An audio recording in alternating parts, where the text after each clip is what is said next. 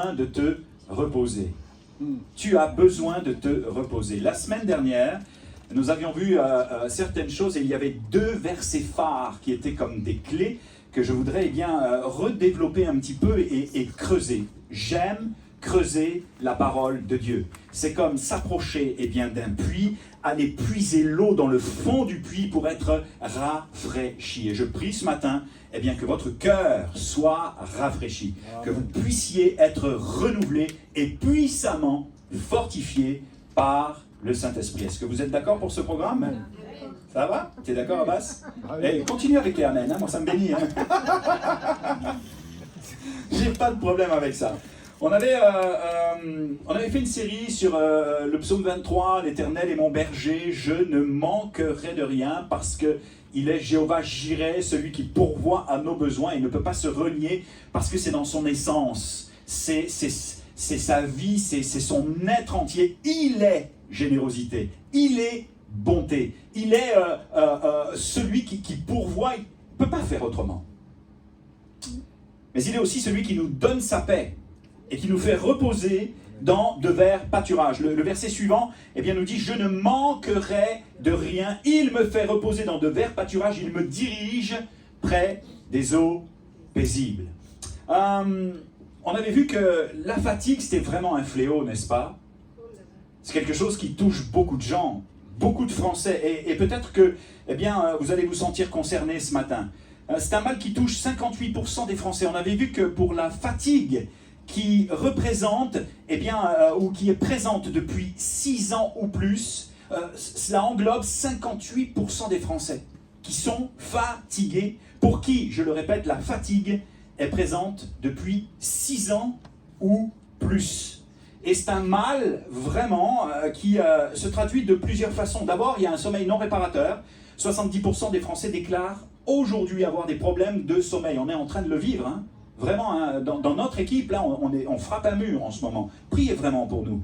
Est-ce que je peux compter sur vous pour cela? Amen. On frappe un mur au niveau du sommeil, au niveau d'un sommeil réparateur. C'est pas facile de se réveiller à 3 h du matin, de passer des nuits à pas dormir. Et plusieurs personnes le vivent, l'expérimentent, et ô combien c'est douloureux. Un autre facteur est une humeur maussade et un manque de motivation. C'est là qu'il y a un fond dépressif, un fond de fatigue. J'ai plus envie de faire ce que je fais, je vois tout en noir, c'est compliqué. Et d'ailleurs, les statistiques nous disent que 16% des Français souffrent d'un état dépressif avéré ou non avéré. Et à l'origine de la fatigue, il y a en premier lieu, on l'avait vu, la maladie, les soucis de la vie privée, le surmenage physique, intellectuel, tout ça, et le Covid-19 qui est venu rajouter une petite couche, comme un nouveau syndrome qui a fait son apparition. La fatigue pandémique. Est-ce qu'il vous est arrivé pendant la pandémie d'être fatigué? Personnellement, c'est pas genre je suis au-dessus de tout, non. J'ai pas été touché par ça, du tout. On a tous nos mécanismes de défense et de protection, de repli, de retrait, mais personnellement, j'ai pas été atteint. Mais beaucoup de personnes ont été touchées par cette fatigue pandémique. Pourquoi? Parce qu'il y a la peur de la maladie, l'absence de projet pour l'avenir, l'absance de visibilité sur la sortie de crise, par exemple. Et les statistiques internationales, j'écoutais le pasteur Claude Hout, d'ailleurs, qui prêche à peu près sur le même thème que moi, ou c'est moi qui prêche sur le même thème que lui. Je préfère quand même que ce soit l'inverse. Le pasteur Claude Hout de l'église Nouvelle Vie, c'est moi qui prêche sur le même thème que lui. J'ai écouté sa prédication, il l'a prêché avant le mois de décembre, ou pendant le mois de décembre, et il relatait à juste titre que les statistiques internationales révèlent qu'il y a de plus en plus de gens qui souffrent d'anxiété, de peur chronique, d'insécurité face à la menace de la guerre mondiale, par exemple, la pénurie alimentaire, les hausses exponentielles de prix, là, on ne sait pas où on s'en va. Et ça génère de l'anxiété, de la peur et de la fatigue. Et je me suis penché un peu plus sur le sujet. Alors, il y a des choses que les personnes de la semaine dernière vont entendre, réentendre et creuser avec moi.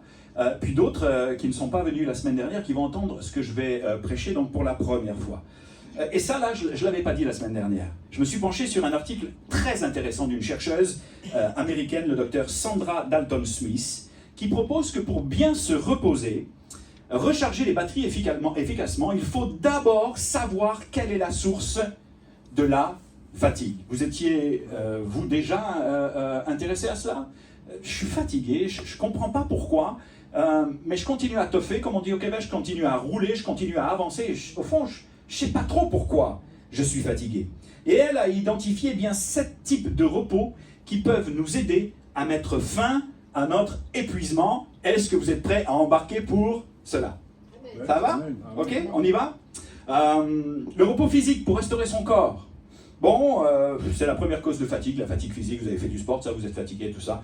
Je passe, c'est facile à comprendre. Le repos mental. Elle propose eh bien, qu'on repose notre esprit parfois. Pourquoi? Parce que la fatigue peut être également mentale. Celle-ci se manifeste généralement par un sentiment de confusion, de nervosité, de brouillard cérébral. Et c'est cette fatigue qui fait que l'on oublie ce qu'on est en train de faire ou qui entraîne des problèmes de concentration. Et on pourrait, si je faisais un appel, là, si je vous demandais, là, êtes-vous fatigué cérébralement? Je suis sûr qu'il y a la moitié, voire les 3/4 des mains qui se lèveraient ce matin. Elle parle du repos émotionnel pour se libérer eh bien, des grugeurs psychiques. Certaines personnes qui ne savent pas dire non, quand on leur demande une faveur, sont pris en porte-à-faux avec leurs émotions. On les qualifie de gentils, de très serviables, mais toujours prêts à aider, mais au-dedans, ça bouillonne. Sauf que, généralement, eh bien, ces personnes sont épuisées émotionnellement parce qu'elles ne savent pas dire non. Et pour se reposer, il faut apprendre à faire le tri dans son entourage, c'est ce qu'elle propose, mettre de la distance avec les gens qui vous drainent, qui vous pompent l'énergie, et bannir de votre cercle les grugeurs émotionnels, les grugeurs psychiques. Vous comprenez ce que je veux dire par grugeur? Ceux à qui vous n'osez pas dire non, là, mais vous aimeriez bien le dire, mais ils vous prennent de l'énergie tout le temps. Comprenez ce que je veux dire? Le repos social pour se retrouver avec soi-même. Elle parle de cette notion eh bien, de se retrouver, de prendre des temps avec soi-même. Combien savent aujourd'hui que dans notre eh bien, société qui va à 2000 à l'heure, nous ne sommes plus capables de prendre du temps avec nous-mêmes? L'idée n'est pas, franchement, de s'isoler, mais bien au contraire, de s'octroyer des pauses dans la vie mondaine que nous vivons pour apprendre eh bien, à se détendre et à se reposer. Le repos sensoriel pour en finir avec l'ultra-stimulation. C'est intéressant, n'est-ce pas? C'est pas franchement biblique pour l'instant, hein, je vous l'avoue, hein, mais c'est une intro. Mais j'ai trouvé ça quand même passionnant et je me suis dit je vais leur partager. Le repos sensoriel pour en finir avec l'ultra-stimulation. La sensation d'épuisement peut être aussi due à une stimulation continue et effrénée de nos sens. On est stimulé de tous les côtés. La lumière bleue des écrans, les bruits de l'open space, l'assourdissement de la ville, qui sont autant de facteurs qui peuvent conduire au syndrome de surcharge sensorielle, d'autant plus si on a une hypersensibilité à cela.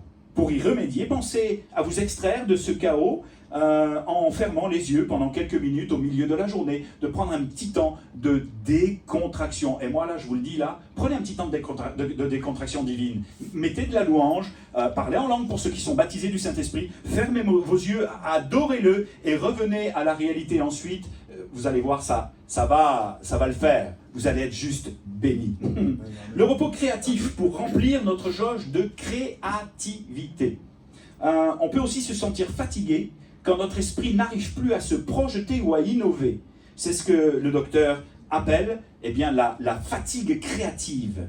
Pour relancer la machine et stimuler votre créativité, il faut la travailler en consacrant chaque jour un moment à l'activité de votre choix. Danse, chant, sport, écriture ou autre. Et il y a, pour terminer, eh bien, le repos spirituel. Le repos spirituel pour trouver la tranquillité. Et au cœur de ce repos spirituel, écrit-elle, se trouve le sentiment d'avoir besoin que notre vie ait un sens. Lorsque nous partons dans tous les sens, il est nécessaire de se recentrer alors sur l'essentiel en retrouvant au travers de la méditation, la prière et la lecture de la parole, le calme et la tranquillité dont nous avons besoin. J'en ai terminé avec cela. Ça va? Je suis allé vite. Hein. Je vous demande pardon. Parfois, et c'est bien, je ne vous dirai pas qui, mais j'ai quelqu'un de l'équipe qui m'a dit « Wow, calme-toi ». Ils me connaissent. Et ils savent que parfois je prends le TGV là. Donc là, on va y aller un tout petit peu plus smooth, ok? Fallait que j'aille un tout petit peu vite, bon, mais fallait que je vous expose tout ça quand même, pour que vous identifiez les facteurs eh bien, de votre fatigue et les repos dont vous avez besoin. Au cœur du repos spirituel se trouve le calme et la tranquillité dont nous avons besoin. Et à ce sujet, et c'est là que ça va devenir biblique et intéressant, Ésaïe 30,15 nous dit ceci. « Car ainsi a parlé le Seigneur l'Éternel, le Saint d'Israël. C'est dans la tranquillité et le repos que sera votre salut. C'est dans le calme et la confiance que sera votre force. » Et là, ça devient intéressant. Parce que la racine hébraïque du mot tranquillité, tu peux laisser tranquillité? Ouais, super, merci Sam. C'est dans la tranquillité. Le mot hébraïque pour tranquillité, outre le fait eh bien, de nous ramener à s'isoler, à se mettre à part ou prendre un petit temps eh bien, de pause, signifie en fait dans son essence, dans l'essence de la racine hébraïque, revenir à Dieu. C'est intéressant. On pourrait traduire le verset de la façon suivante. C'est dans le fait de revenir à Dieu, de venir et de revenir à Dieu, eh bien que sera votre salut. Ça a tout son sens. C'est aussi se détourner du mal. La racine hébraïque eh bien, de tranquillité, c'est également se détourner du mal, de tout ce qui nous pollue, de tout ce qui nous stresse, de tout ce qui nous encombre, et de tout ce qui finalement, eh bien, nous fatigue. Dites à la personne à côté de vous, s'il vous plaît, tu as besoin de revenir à Dieu.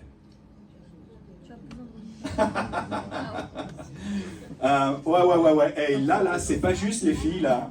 Il y a la sœur d'un côté, la future épouse de l'autre, qui disent à Timo, tu as besoin de revenir à Dieu. Je t'ai vu, Juliette, je t'ai vu lui taper sur la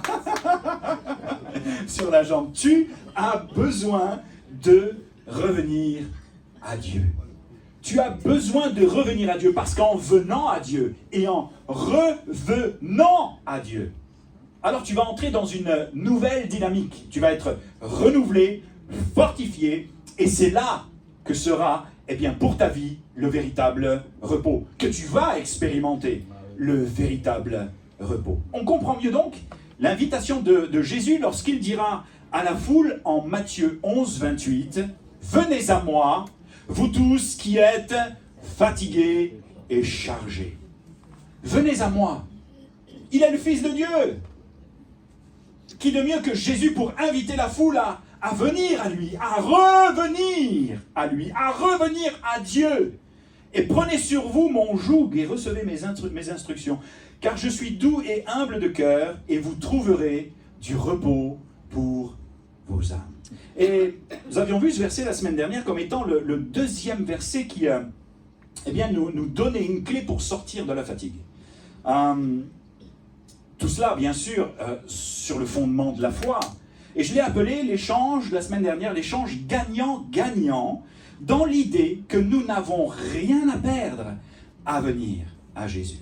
Nous avons tout à gagner. Absolument tout.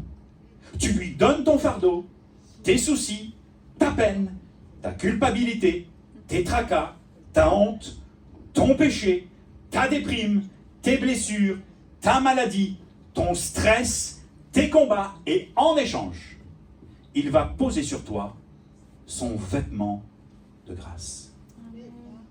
Il va t'habiller d'un vêtement de louange au lieu d'un esprit abattu. Un vêtement léger, celui de son amour, celui de la grâce. On a vécu un moment la semaine dernière avec cette illustration et je crois que notre ami qui est venu juste et à qui, à un moment donné, j'ai enlevé ma veste, je lui ai posé sur les épaules et elle a vraiment été fortement touchée. C'était une image tellement parlante. Et puis Jésus dira aussi, suivez mes instructions, mettez-les en pratique parce que c'est pas dur à mettre en pratique. Très franchement, par rapport à ce que les chefs religieux proposaient à l'époque avec leurs lois et leurs préceptes au peuple, ils faisaient peser sur leurs épaules un si lourd fardeau. Mon fardeau est doux et léger dira Jésus. Venez à moi. Venez à moi. Revenez à moi. Écoutez bien. Là, ça va devenir de plus en plus passionnant. Pour ceux qui me connaissent, là, vous savez que je commence vraiment à rentrer dans mon message et j'y crois. Si à un moment donné je m'enflamme, vous inquiétez pas, les amis qui viennent pour la première fois. C'est ma passion, c'est mon cœur pour l'Église. Venez à moi, en grec, c'est dioté. Dioté, que l'on a traduit donc par venez à moi, signifie en fait quelque chose de, pour moi ça a été une découverte, de vraiment intéressant. Viens maintenant. Venez à moi, vous tous qui êtes fatigués et chargés, signifie en réalité, dans la bouche de Jésus, viens maintenant. C'est pas viens dans un mois, dans 2 mois, dans 3 mois, quand tu auras fini de régler tes affaires, ou quand tu les auras vécues comme tu as envie de les vivre, à ta manière. Non, non. Ou que tu trouves que c'est pas trop le temps. Non, non, non. Jésus est en train de te dire, est en train de nous dire, est en train de dire à la foule, jadis, c'est maintenant. Pourquoi? Viens maintenant. Pourquoi? Parce que c'est aujourd'hui le jour du salut. Le jour du salut, c'est pas demain, c'est pas après-demain, c'est pas dans 6 mois, le jour du renouvellement, le jour du repos, le jour de la bénédiction. Avec Jésus, c'est maintenant. Maintenant. Viens à moi. Venez à moi. Maintenant. Viens maintenant, te dit Jésus. Mieux encore, dioté, qui vient de dioro, nous ramène expressément à l'urgence de l'appel. Dans la bouche de Jésus, le « venez à moi », c'est pas « hey, venez à moi, vous tous qui êtes fatigués, chargés, à la zen, à la cool ». Non, non, pas du tout. Il y a un sentiment dans son cœur d'urgence, de très très grande urgence. L'urgence de l'appel de Jésus. Ici, maintenant, viens. C'est ce que ça veut dire. Incroyable, n'est-ce pas? Ici, maintenant, viens. Je t'appelle. Je t'appelle par ton nom. Viens, parce que j'ai des trésors de bénédiction prévus pour toi par avance. Viens, viens. Je t'appelle maintenant ici. Viens parce que je veux te donner du repos. Viens parce que je veux te faire entrer dans mes rêves et dans mes projets. Viens parce que je veux te sauver. Viens parce que je veux te soulager. Viens parce que j'ai envie de faire quelque chose pour toi dans ta vie. Viens. Maintenant, ici, maintenant, viens. Viens à moi, te dit Jésus. Il y a urgence pour ta vie. Toi qui t'es peut-être éloigné de moi. Toi qui vis sans moi, et je te donnerai du repos. Wow. Amen. Quelle promesse. C'est juste wow. Et c'est dans le fait de venir ou de revenir à Dieu, de venir ou de revenir à moi, de te reposer sur moi, que sera ton salut. C'est ce que ce verset veut dire. C'est dans le calme et la confiance que sera ta force. Il y avait 2 versets passionnants, 2 versets puissants, celui-ci et un autre. Ésaïe 49, vous vous en souvenez? Pour ceux qui connaissent leur Bible, il donne la force à celui qui est fatigué. Littéralement, Jésus donne la force à celui qui est fatigué. Dieu, dans son essence, le fait. Il augmente la vigueur de celui qui tombe en défaillance, en panne d'essence. J'ai plus d'essence, j'ai plus de carburant, là. Il est capable de nous redonner un coup de boost et on va voir comment. Parce que la semaine dernière, je n'ai pas vraiment détaillé ce verset, mais je voudrais le faire un tout petit peu plus profondément pour vous ce matin.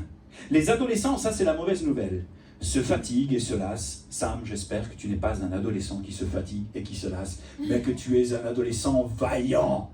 Tu comprends ce que je veux dire? Parce que c'est vrai. C'est vrai qu'à un moment donné dans l'adolescence, on croit qu'ils portent tout le poids du monde sur leurs épaules, toujours fatigués, toujours bon, ouais, bon, hey là, wake up comme on dirait aux États-Unis, réveille-toi. Les adolescents se fatiguent et se lassent et les jeunes hommes chancellent. Mais ceux qui se confient en l'Éternel renouvellent quoi? Leur force. Ils prennent le vol comme les aigles, ils courent et ne se lassent point, ils marchent et ne se fatiguent point. Je vous mets et maintiens en haleine. Parce qu'il y a un secret dans ce verset que je vais vous partager à la fin du message et qui m'a tellement béni. La notion de se confier en hébreu, nous ramène à ceux qui s'attendent désespérément, de tout leur cœur, de toute leur foi, ceux qui s'attendent à Dieu, ceux qui regardent à lui, non pas à leurs épreuves, mais à lui, ceux qui placent leur espoir en lui et le cherche ardemment. Et je me suis intéressé, eh bien, dans ce chercher ardemment, à la définition justement du mot ardemment. C'est un mot qui s'emploie, eh bien, pour plusieurs choses, mais notamment pour ce que l'on désire de tout notre cœur. C'est un mot que l'on emploie à propos de quelque chose que l'on désire de tout notre cœur. Et il y a même dans le mot ardemment, dans la connotation ardemment, la notion d'un désir amoureux. Et on pourrait dire ceci: ceux qui cherchent l'Éternel ardemment, de tout leur cœur, le désir de tout leur cœur avec passion, nous dit le verset 31, eh bien cela renouvelle leur force. Cela renouvelle leur force. Ils prennent le vol comme les aigles, ils courent, ne se lassent point, ils marchent et ne se fatiguent point. Est-ce que vous vous souvenez? Eh bien, pour ceux qui ont un jour vécu une romance dans leur vie, combien votre cœur cherchait ardemment à séduire celui ou celle que vous aviez en ligne de mire? Vous vous souvenez de cela? Moi, je me souviens de nos conversations avec Sandrine au tout début. Vous voulez que je vous dise? Il y a des conversations, mais je ne l'écoutais pas. Elle était dans un univers qui ne m'intéressait pas trop. Moi, ce qui m'intéressait, c'était elle. Et je l'écoutais juste pour lui faire plaisir. Parce que mon cœur désirait connecter avec elle un tout petit peu plus. Et avez-vous remarqué comment on est prêt à faire l'impasse sur certaines choses, le cœur qui bat, même les paillettes dans les yeux, les conversations interminables, d'autres choses encore, vous étiez prêt à faire des kilomètres pour le ou la retrouver, à soulever des montagnes pour gagner son cœur, n'est-ce pas? C'est vrai ou pas? Ben, ça t'est arrivé ça? Oh oui. Non. Ah oui, comme ça. Et à ce moment-là, de manière... Oui, elle n'est pas là. Tu peux le dire. Et à ce moment-là, de manière très étrange, la fatigue ne se faisait quasiment pas ressentir, c'est pas vrai? C'est juste incroyable. Vous étiez tellement focus et préoccupé sur l'essentiel par ce que vous ressentiez, qu'au fond, le reste importait peu. Est-ce que vous êtes d'accord avec moi? Oui. Amen. Eh bien, c'est la même chose avec Jésus, les amis. C'est la même chose avec le Seigneur. Écoutez bien. Non seulement Dieu souhaite que nous le cherchions comme pour conquérir son cœur, mais encore plus, que nous l'aimions comme une épouse aime son époux et désire ardemment sa présence. Voici ce qu'écrira David dans le psaume 27, chapitre 27, verset 1 à 5. On va prendre le verset 4 tout de suite. On ne va pas lire le verset au-dessus, vous pourrez le faire à la maison, mais David était préoccupé par une seule chose qu'il désirait ardemment, en amoureux de Dieu qu'il était. Psaume 27, verset 4. Je demande à l'Éternel une chose que je désire ardemment, je voudrais habiter toute ma vie dans la maison de l'Éternel pour contempler la beauté de l'Éternel et pour admirer son temple. Je ne peux pas vous cacher qu'à chaque fois que je prépare un message pour l'Église Connexion, là, je suis touché. Parce que Dieu me parle d'abord à moi. Et pendant que je prépare le message, il y a quelques jours, je suis là dans mon bureau, en train de en train de le louer et de l'adorer. Je pars pas là. C'est juste doux, c'est bon, c'est agréable. Parce que Dieu me fait du bien. Le verset 4 m'a bouleversé. Parce qu'il fait ressortir tout l'amour que David avait pour son Dieu. Et parfois, et ça a été mon interrogation en préparant le message, parfois, je m'interroge, et c'est sans culpabilité. Ce matin, vous savez que je n'aime pas faire peser sur les épaules et bien des croyants quelque fardeau que ce soit. C'est sans culpabilité, et je me suis interrogé d'abord moi-même sur les motivations de mon cœur, mes priorités, et ce que dans ma vie je désire ardemment. Je me suis vraiment interrogé. Et je me suis dit, si Jésus se présentait à moi ce matin, si Jésus se présentait à nous ce matin, en nous posant la même question qu'il a jadis posée à Pierre. Vous vous souvenez ce fameux « Pierre, m'aimes-tu »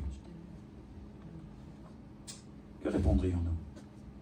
Si Jésus venait, Abbas, et te disait « Abbas, m'aimes-tu » Annie, m'aimes-tu? Ben, m'aimes-tu? Eric, m'aimes-tu? Rebecca, si Jésus venait là, je connais ta réponse. Il n'y a pas de problème, c'était une amoureuse de Jésus, toi, c'est sûr. Et s'il venait ce matin, Patricia, Wagner, Hervé et tous les autres amis, se présentant avec tendresse, Timo, m'aimes-tu? M'aimes-tu au point de désirer ardemment habiter dans ma maison?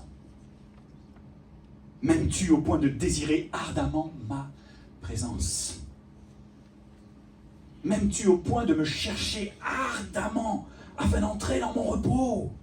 Quelle serait notre réponse? Pour terminer maintenant, eh bien, je voudrais vous dire que ceux qui se confient en l'Éternel le cherchent ardemment et désirent sa présence, eh bien, renouvellent leur force. Vous êtes d'accord avec moi? On a bien compris cela, c'est clair, c'est un fondement inébranlable, c'est acquis par le sacrifice de Jésus, et il est capable, eh bien, ce matin, de nous donner sa paix au-delà de toute commune mesure. Ils renouvellent leur force, ils prennent le vol comme les aigles, et tout cela, c'est juste waouh. Et je dois vous dire que, eh bien, ce verset, il court et ne se fatigue point, il marche et ne se lasse point, c'est l'inverse. Ce verset m'interpelle. Parce qu'il y a quelque chose de pas logique dans la construction de la phrase. Vous allez me suivre. Ça va? Vous êtes revenu avec moi? Tout le monde est OK? Super. Vous allez voir, c'est très intéressant. Ceux qui se confient en Dieu prennent d'abord leur vol ou leur envol. Ensuite, ils courent. Et après, ils marchent. Ça ne vous interpelle pas? Dans le cycle de la vie, nous commençons en général par marcher. N'est-ce pas? Parcourir ensuite. Et puis après, prendre notre envol. Et là, il y a comme une inversion dans ce que le prophète Ésaïe est en train d'annoncer et de proclamer à son peuple. Eh bien, je crois, modestement, savoir, vous êtes d'accord pour embarquer avec moi, vous allez voir, c'est délicieux, je crois savoir pourquoi le prophète a été inspiré pour qu'il écrive dans ce sens. Un chrétien australien, Cole Stringer, auteur et écologiste, raconte comment un aigle se comportait au cours d'un orage. Il décrivit l'incroyable violence de la tempête, les arbres ployant en gémissant, les oiseaux criant terrifiés et frappés de panique, cherchant à fuir l'orage ou à trouver un abri. Les éclairs striaient le ciel, frappant la terre avec une puissance si dévastatrice que sous l'impact, sa maison en tremblait. Au cœur de ce déploiement de puissance, il aperçoit un aigle majestueux au beau milieu de la tempête. Tournoyant, piquant, planant, en suivant les courants aériens, bougeant à peine l'extrémité de ses ailes afin de se diriger. Nullement intimidé, l'aigle, plutôt que de fuir l'orage, a découvert le secret de la maîtrise de sa puissance. L'aigle a gardé ses puissantes ailes ouvertes et s'est laissé porter par les courants aériens. L'aigle a utilisé courageusement les forces mêmes qui le menaçaient pour s'élever dans les airs au-dessus de toute l'agitation orageuse. Cole Stringer a fait le lien avec le verset d'Ésaïe 40, verset 31. Plutôt que de chercher à fuir les forces et les problèmes qui nous assaillent dans nos vies ou à nous en cacher comme le faisaient les autres oiseaux au cœur de l'orage, nous sommes appelés à étendre nos ailes comme le font les aigles. Lorsque nous faisons confiance à Dieu, lorsque nous nous confions en lui de tout notre cœur. Nous sommes alors capables de nous élever au-dessus de nos problèmes et de nous laisser porter par les forces mêmes qui initialement cherchaient à nous détruire. Et en lisant ce témoignage, ce passage, ce récit, j'ai tout de suite pensé à un mot qui va vous parler certainement, si vous vous intéressez un petit peu à la psycho et tout ça, au mot résilience. Ça vous parle? Oui. Au mot résilience. La résilience, c'est quoi? C'est la capacité d'une personne à bien se développer, à continuer de se projeter dans l'avenir, malgré les événements déstabilisants, les conditions de vie difficiles ou les traumatismes parfois sévères. La résilience, c'est la capacité d'une personne, dans ce cas-là de plus inné ou de plus doué, à rebondir sur des situations douloureuses et traumatiques de sa vie, au lieu d'en être écrasé. Ceux qui se confient en l'Éternel renouvellent leur force, ils prennent le vol comme les aigles. Qu'est-ce que cela signifie pour nous? Eh bien, ce matin, que ceux qui se confient en Dieu vont être capables de s'élever au-dessus de leurs circonstances et de se servir des épreuves et des tempêtes, les tempêtes de leur vie, pour prendre de l'altitude avec agilité et sérénité, pour traverser tranquillement, sans affolement, l'épreuve à laquelle ils sont confrontés. Ils prennent le vol comme les aigles. Et je prie, eh bien, que ce soit ton partage ce matin, alors que Marc, eh bien, va revenir pour me porter justement sur les ailes de son piano. Les ailes de sa douceur. Et pour ceux qui viennent pour la première fois, il faut savoir qu'à chaque fois qu'il commence à jouer, moi je suis transporté, c'est vrai. Il y a une façon eh bien, de jouer, il m'a compris, on s'est connectés tous les deux et c'est tellement bon. Je prie que ça soit votre partage, que vous arriviez de manière innée, surnaturelle et divine à surmonter vos difficultés en ayant cette capacité de rebondir sur les situations traumatiques de vos vies et en prenant de l'altitude comme les aigles peuvent le faire. Ça y est, il m'a attrapé. 3 notes. Autre chose au sujet de l'aigle. Un aigle ne combat pas avec un serpent par terre. Le saviez-vous?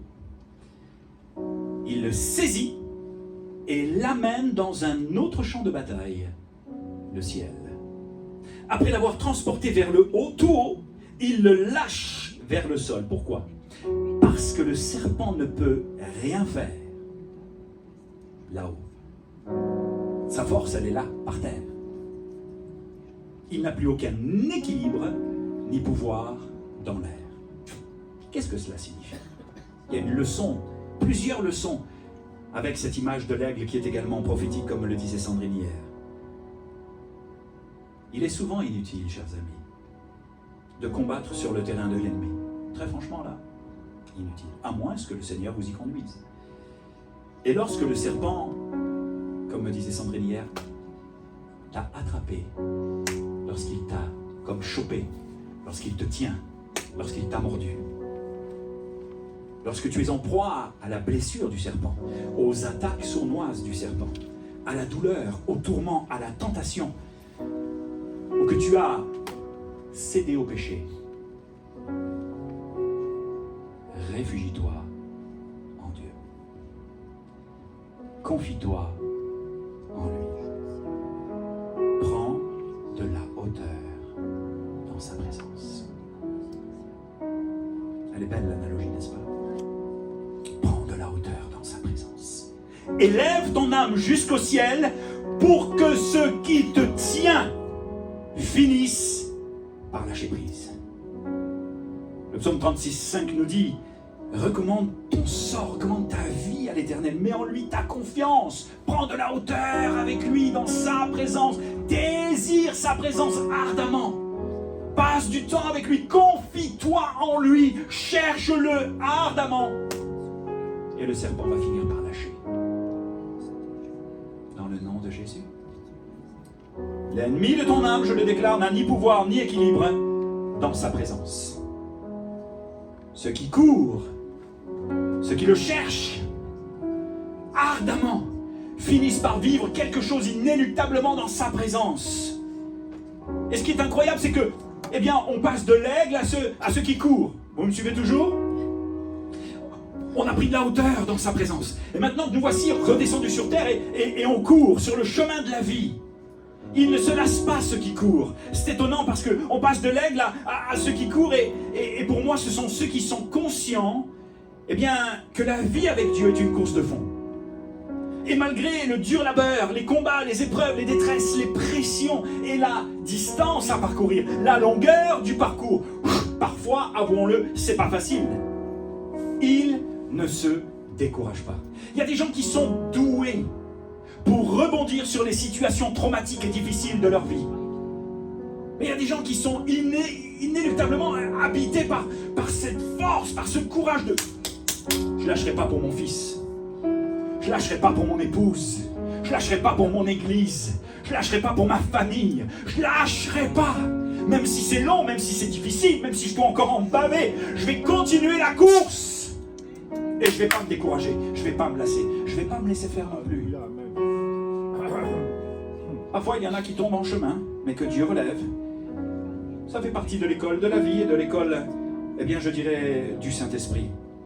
Mais ce qui me touche, lorsque je vois les cheveux blancs, on va aller bientôt à Nice, et tous les coups, je vais pleurer. On va revoir notre pasteur qui a 83 ans, qui s'est tellement bien occupé de nous, avec son épouse. Quand je les vois, je ne sais pas si je vais prêcher ce message, mais j'aurais juste envie de leur dire, vous êtes un modèle pour nous. Vous nous encouragez tellement parce que vous n'avez pas lâché. Vous avez achevé la course. Et maintenant, vous allez marcher dans votre destinée éternelle.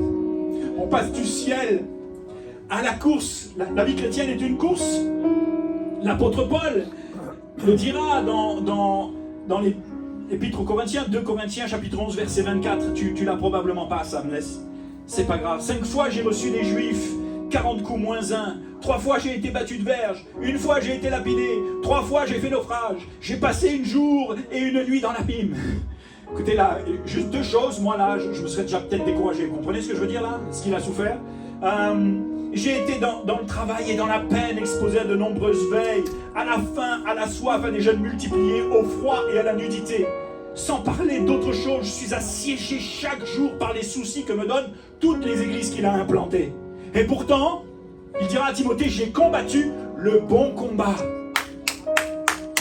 J'ai achevé la course. J'ai gardé la foi. Amen. Wow. Et si la vase de l'aigle peut s'identifier à celle du combat, et cette capacité à rebondir pour grandir, eh bien, elle symbolise aussi cette capacité à survoler les épreuves. Celle de la course peut s'apparenter à la persévérance et à l'endurance. Que Dieu nous donne un cœur endurant à Connexion. Que Dieu vous donne un cœur endurant. Et qu'au-delà des difficultés de la vie, vous appreniez à vous réfugier, à vous confier, à vous cacher en Dieu pour continuer le bon combat de la foi. Ceux qui se confient en l'Éternel sont capables d'aller bien plus loin qu'ils ne l'auraient imaginé. Ceux qui se confient en l'Éternel, qui le cherchent ardemment, le désirent ardemment, sont capables de supporter bien plus qu'ils ne s'en sentaient capables, sans se lasser, achevant la course et gardant la foi. Enfin, on passe du ciel à ceux qui courent et à ceux qui marchent sans se fatiguer. Je pense que ce sont ceux qui ont acquis assez d'expérience et de maturité au fil du temps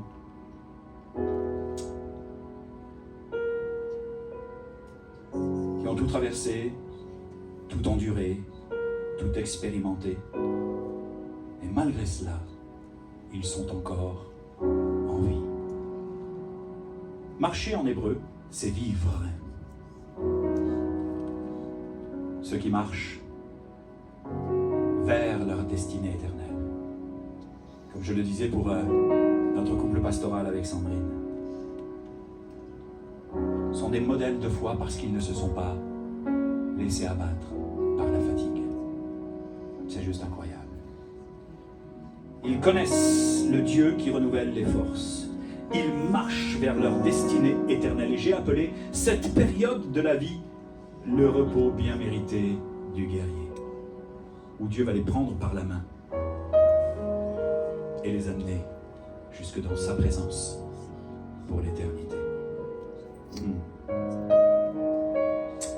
Je dois vous avouer quelque chose. Personnellement, lorsque je regarde l'aigle, lorsque je regarde ceux qui courent, et lorsque je regarde ceux qui marchent, je crie à Dieu. Je suis pas mieux qu'un autre, hein. Croyez pas parce que je suis pasteur là juste devant là. Ouh, je crie à Dieu pour qu'il m'aide à prendre de la hauteur lorsque ça va pas. Dans sa présence, je prie et je crie à Dieu pour qu'il m'aide à garder un rythme constant, à ne pas me lasser et à continuer à courir. Pour que j'achève la course et que je garde la foi. Mais je prie aussi qu'un jour, dans mes vieux jours, il me prenne la main.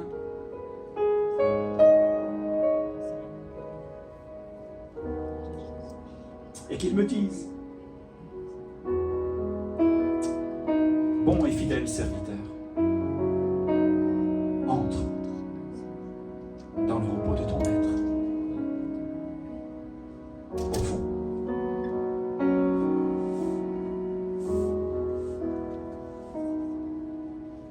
David dira: il y a une chose que je désire, c'est habiter dans ta maison. Eh bien, moi, il y a une chose que je désire. Et je ne sais pas si c'est votre partage ce matin, mais je vous laisserai avec ça. Seigneur, aide-moi à tenir. Aide-moi à tenir ferme. Aide-moi à être un modèle. Aide-moi à être un exemple. Aide-moi à être un bon pasteur, un bon leader. Mais surtout, ce que je désire, c'est qu'un jour tu me prennes par la main et que tu m'amènes avec toi au ciel et que j'entende de ta bouche: entre, bon et fidèle serviteur, dans le repos de ton maître. Prions ensemble quelques instants. Alléluia. Je bénis ton nom parce que ceux qui se confient en toi,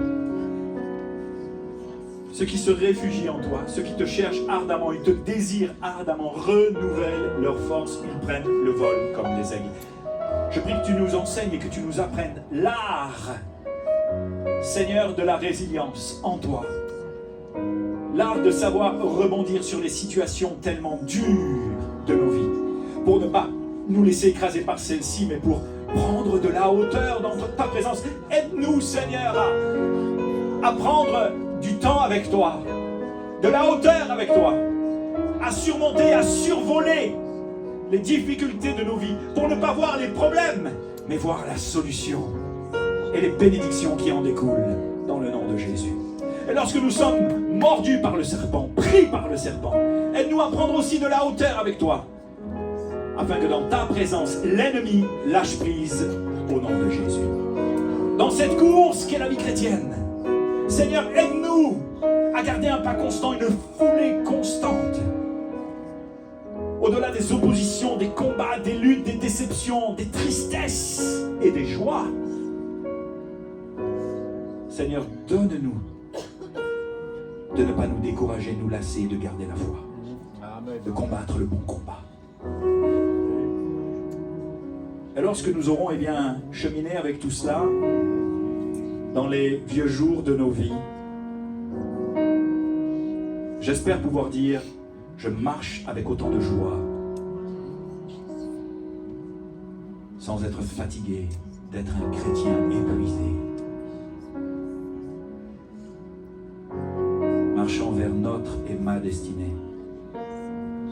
Aide-nous à cela, dans le nom de Jésus.